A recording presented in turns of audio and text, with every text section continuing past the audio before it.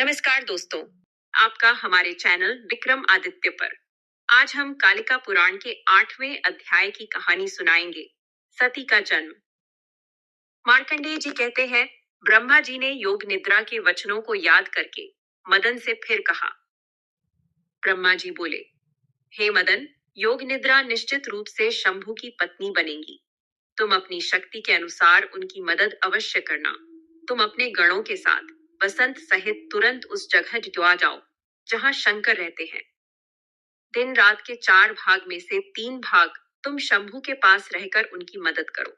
सिर्फ एक भाग में तुम संसार को मोहित करने का काम करना। मार्कंडेय जी आगे कहते हैं, ये बात कहकर सर्वलोकेश्वर ब्रह्मा जी वहीं अंतर ध्यान हो गए। मदन भी अपने गणों के साथ शंभु के पास चले गए। इसी बीच दक्ष प्रजापति बहुत लंबे समय से कठोर तपस्या कर रहे थे। उन्होंने बहुत सारे नियमों का पालन करते हुए देवी की आराधना की। हे मुनि श्रेष्ठों, जब दक्ष जी योग निद्रा की पूजा कर रहे थे, तब शिवाजी उनके सामने प्रत्यक्ष प्रकट हो गई। दक्ष जी ने विष्णु माया को, जो सारे जगत में व्याप्त है, अपने सामने देखा। तब उन्होंने खुद को कृतकृत्य समझा। देवी सिंह पर विराजमान थी। उनकी रंगत काली थी। उनके स्तन भरे हुए और ऊंचे थे। वे चतुर्भुजा थी। उनका चेहरा बहुत सुंदर था। एक हाथ में नीलकमल, दूसरे में खड्ग था। बाकी 2 हाथ वरद और अभय मुद्रा में थे। उनकी आंखें लाल थीं, बाल खुले और सुंदर थे। वे सभी गुणों से युक्त और मनोहर लग रही थी। दक्ष जी ने उन्हें देखकर बहुत प्रसन्न होकर सिर झुकाकर महामाया की स्तुति की। दक्ष जी बोले, हे देवी, आप आनंद रूपिणी हैं और जगत को आनंद देने वाली हैं। आप सृष्टि, स्थिति और अंत का रूप हैं। आप हरि की शुभ लक्ष्मी हैं। हे महेश्वरी, जो उत्तम ज्योति सत्व गुण से प्रकाशित होती है, जो स्वयं प्रकाशमान है और जगत का आधार है, वह आपका ही अंश है। हे जगन्मयी, जो रजोगुण से काम और राग का प्रकाशन होता है, वह भी आपका ही अंश है। जो तमोगुण से मोह और चेतना का आवरण होता है, वह भी आपका अंश है। आप परा, परात्मिका, शुद्ध, निर्मल और लोक मोहिनी हैं। आप 3 रूप वाली हैं, सत्व, रजस, तमस। आप त्रयी, 3 वेद हैं। आप ही जगत की गति हैं। माधव जिस मूर्ति के द्वारा पृथ्वी को धारण करते हैं, वह आपकी ही मूर्ति है और जगत का उपकार करने वाली है। आप महानुभावा, विश्व शक्ति, सूक्ष्म और इज्जत अपराजिता हैं। आप ही ज्योति हैं। आप विद्या और अविद्या दोनों हैं। आप आलंब और निराश्रय हैं। आप प्रपंच रूपा और आदि शक्ति हैं। आप ब्रह्मा के कंठ में रहने वाली वाग्वाणी हैं, जो वेदों को प्रकाशित करती है। आप अग्नि हैं, स्वाहा हैं, स्वधा हैं, नभ हैं, काल हैं, दिशाएं हैं। आप अचिंत्या, अव्यक्ता, काल रात्रि, शांता और परम प्रकृति हैं। हे भगवती अंबिका, आप योग रूपिणी हैं, घोर रूप वाली हैं और संपूर्ण जगत में व्याप्त हैं। मैं आपको नमस्कार करता हूँ। मार्कंडेय जी कहते हैं, महामाया ने आत्म संयमित दक्ष की स्तुति सुनकर उनके मनोभाव को जानते हुए भी उनसे पूछा। भगवती बोली, हे दक्ष, मैं तुम्हारी इस भक्ति से बहुत प्रसन्न हूँ। मांगो जो वर चाहो, मैं तुम्हें वह वर दे दूंगी। हे प्रजापति, तुम्हारे नियम, तप और स्तुति से मैं अत्यंत संतुष्ट हूँ। अपना इच्छित वर मांगो। दक्ष जी बोले, हे जगन्मयी महामाया, यदि आप मुझे वर देना चाहती हैं, तो अब मेरी पुत्री बनकर हर की पत्नी बन जाइए। हे प्रजेश्वरी, यह इच्छा सिर्फ मेरी नहीं है, बल्कि पूरे जगत की है। ब्रह्मा, विष्णु और शिव की भी यही इच्छा है। देवी बोली, हे प्रजापति, मैं शीघ्र ही तुम्हारी पत्नी के गर्भ से तुम्हारी पुत्री बनकर जन्म लूंगी और हर की पत्नी बनूंगी। लेकिन जब भी तुम मुझ में कम भक्ति दिखाओगे, मैं उसी क्षण अपना शरीर त्याग दूंगी, चाहे मैं सुखी हूं या नहीं। हे प्रजापते, हर सृष्टि चक्र में मैं तुम्हारी पुत्री बनकर हर की प्रिया बनूंगी। यह वर मैं तुम्हें देती हूँ। और हे प्रजापते, मैं महादेव को प्रतिसर्ग में ऐसे मोहित करूंगी कि वे बिना किसी चिंता के मोहग्रस्त हो जाएंगे। मार्कंडेय जी कहते हैं, ऐसा कहकर महामाया दक्ष के सामने से अंतर ध्यान हो गई। देवी के चले जाने के बाद दक्ष जी अपने आश्रम को लौटे। वे बहुत प्रसन्न थे कि महामाया उनकी पुत्री बनने वाली है। फिर दक्ष जी ने स्त्री संगम के बिना ही सिर्फ संकल्प, आविर्भाव और मनन से बहुत से पुत्र उत्पन्न किए। हे द्विज श्रेष्ठों, उनके जो पुत्र उत्पन्न हुए वे नारद जी के उपदेश से इस पृथ्वी पर भ्रमण करने लगे।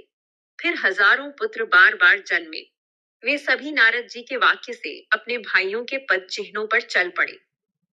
नारद जी ने कहा था, हे द्विजोत्तमो, तुम सब सृष्टि करने वाले हो, इस विस्तृत पृथ्वी के कोने कोने को देख आओ। नारद जी के वाक्यों से प्रेरित होकर दक्ष के पुत्र आज भी इस पृथ्वी पर भ्रमण कर रहे हैं और लौटे नहीं हैं। फिर दक्ष जी मैथुन से उत्पन्न प्रजा बनाने की इच्छा से वीरण की पुत्री से विवाह कर लिया, जिसे वे चाहते थे। वीरणी का दूसरा नाम असिकनी भी था। जब पहली बार दक्ष जी की उनमें संतान उत्पन्न करने की प्रबल इच्छा हुई, तब महामाया तुरंत उनके गर्भ से प्रकट हो गई। हे द्विजोत्तमो, जैसे ही वे जन्मी, दक्ष जी बहुत प्रसन्न हुए। उन्हें देखकर वे समझ गए कि यही वह हैं। वे तेज से चमक रही थी। उनके जन्म के समय पुष्प वर्षा हुई। मेघों ने जल बरसाया। सभी दिशाएं शांत हो गई। देवताओं ने आकाश में शुभ वाद्य बजाए। मंदाग्नि फिर से प्रज्वलित हो गई। वीरिणी के देखते देखते दक्ष जी ने जगदीश्वरी विष्णु माया महामाया की भक्ति से पूजा की।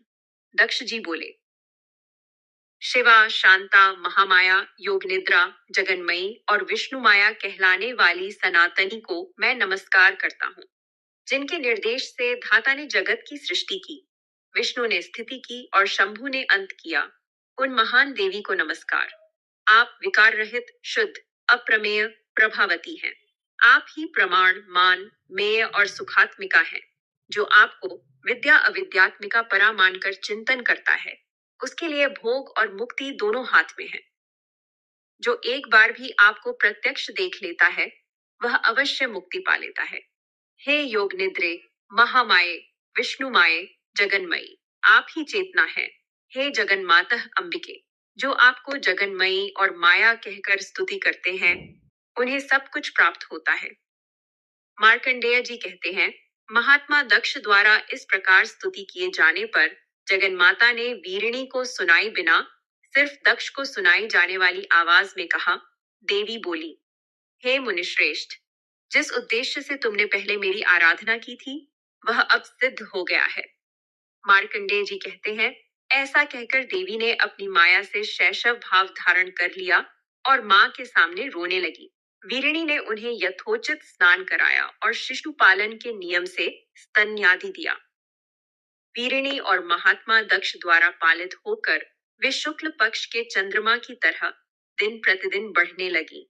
हे द्विज सत्तमो, सभी सद्गुण उनके शैशव में भी उसी प्रकार समा गए जैसे चंद्रमा में सभी मनोहर कलाएं समाती हैं। जब वे सखियों के बीच खेलती, तब रोज भर्ग शिव की प्रतिमा बनाती। बाल्य गीत गाते समय वे उग्र, स्थाणु, हर, रुद्र नामों को स्मरण करती और मन में कामना रखती। हे द्विज सत्तमो, वे सभी गुणों, सत्व और नय से युक्त थी, इसलिए दक्ष जी ने उनका नाम सती रखा। दक्ष और वीरिणी का उन पर करुणा और प्रेम प्रतिदिन बढ़ता गया। सती बाल्यावस्था में भी शिव की भक्त बन गई। वे सभी मनोवांछित गुणों से युक्त और न्यायशालिनी थी। वे प्रतिदिन माता पिता को प्रसन्न करती रही। एक दिन जब सती अपने पिता के पास खड़ी थी, तब ब्रह्मा और नारद जी ने उन्हें पृथ्वी का रत्न और शुभ स्वरूप में देखा। सती ने उन्हें देखकर प्रसन्न होकर विनय पूर्वक सिर झुकाकर ब्रह्मा और नारद को प्रणाम किया। प्रणाम के बाद वे विनम्रता पूर्वक सिर झुकाए खड़ी रही। ब्रह्मा और नारद ने उन्हें आशीर्वाद दिया। जिसे तुम पति रूप में चाहती हो और जो तुम्हें चाहता है, वह सर्वशन जगदीश्वर तुम्हारा पति होगा। हे शुभे, जिसने पहले कभी किसी स्त्री को पत्नी नहीं बनाया, न अभी बना रहा है, न भविष्य में बनाएगा, वह अनुपम शिव तुम्हारा पति बने। ऐसा कहकर वे दोनों बहुत देर तक दक्ष के आश्रम में रहे। फिर दक्ष जी की विदाई लेकर अपने अपने स्थान को चले गए। इस प्रकार श्री कालिका पुराण के 8वें अध्याय सती का जन्म की कथा समाप्त होती है।